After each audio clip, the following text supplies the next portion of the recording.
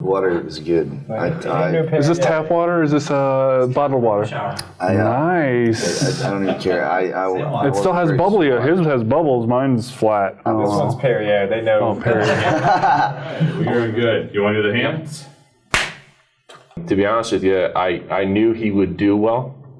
And everyone that knows him knows that he would do well because that's the kind of kid he is.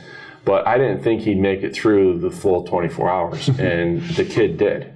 That's impressive for first game. I know you kept talking about it.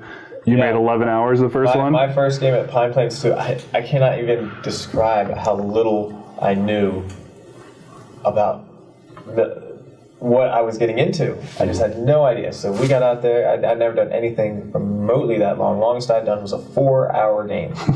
So we lasted 11 hours, which is an eternity. I mean, from your typical weekend pickup game and regional stuff. Yeah.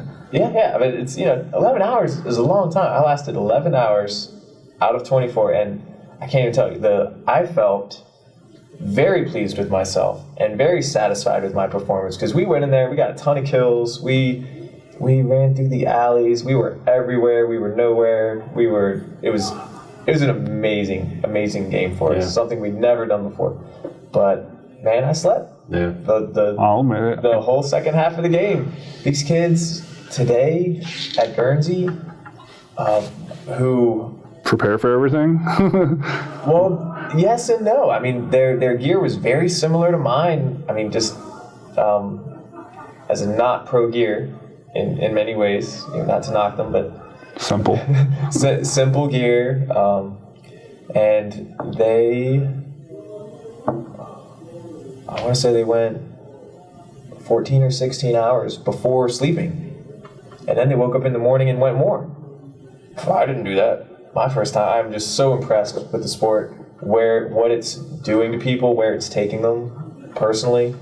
I'll touch on that.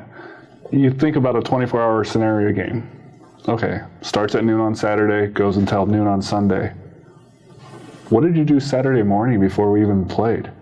You're up probably at 5:30, checking gear, loading BBs. If you got any sleep the night before. If you got any sleep.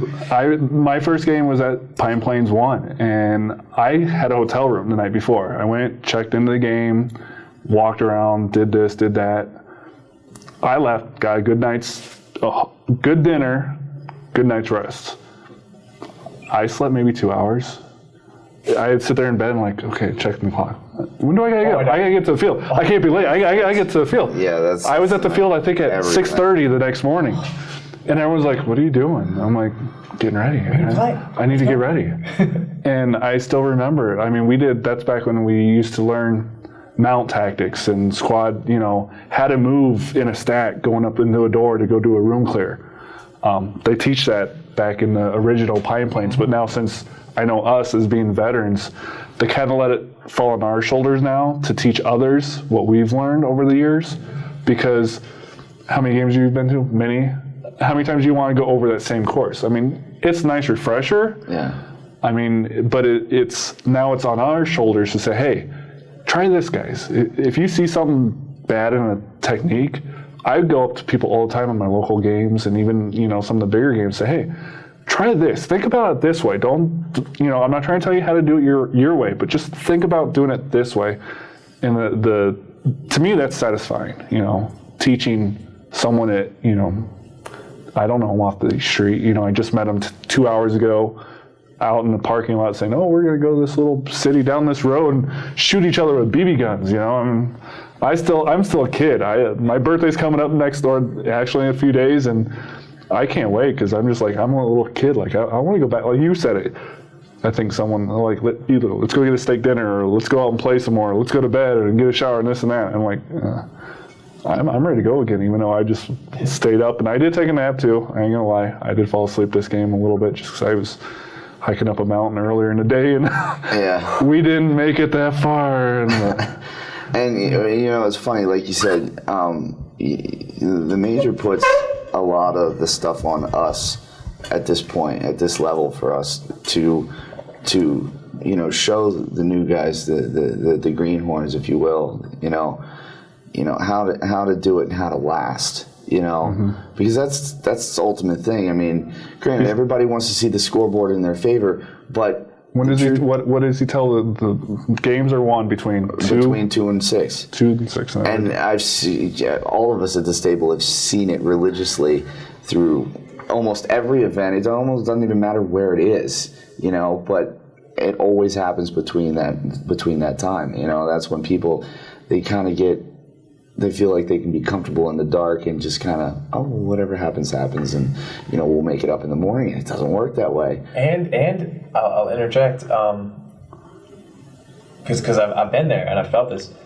You get a feeling of satisfaction in that I've done more than I thought I could do. Mm-hmm. I've done enough. Yes. And you will let let my team down. And I didn't even know it. I didn't even know I was doing it because I was so new. But once I realized after reading the forums and what because after because I didn't know anything going into that. Right. But after that, I started becoming a forum junkie and not a poster, but a reader, a consumer. Oh my gosh, I cannot do that. Lately, I've started getting into it more, and I think that's kind of why. I was really excited when the major called me because this was to me. I always thought, I've attended his events and I always make it a point to reintroduce myself and, shake his hand and thank him for, doing all this so that we can have a good time, But, I always felt like I was still invisible, you know what I mean, on that level. And he's so approachable, you just, when you go up to him and you say hi to him and he's just all smiles, he's happy to see you, he may not always remember your name, but he's got a lot going on. And so I started trying to contribute to the forums, especially when the Cove and Skirmish started happening, and the Black Sheep series is starting to grow now.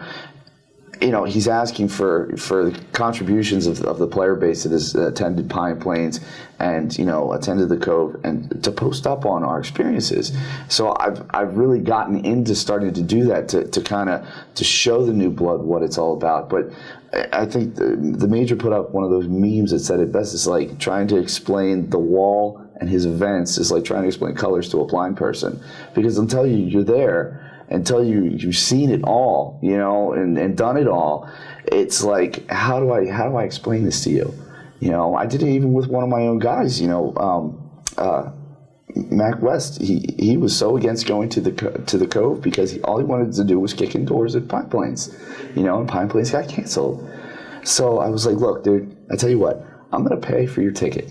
So if you have a good time, you pay me back. I said, if it's miserable for you, I'll eat the cost, But you can't lie to me because I know you. We've been doing this too long. I'm going to know if you're having fun or not, And I think that moment in time was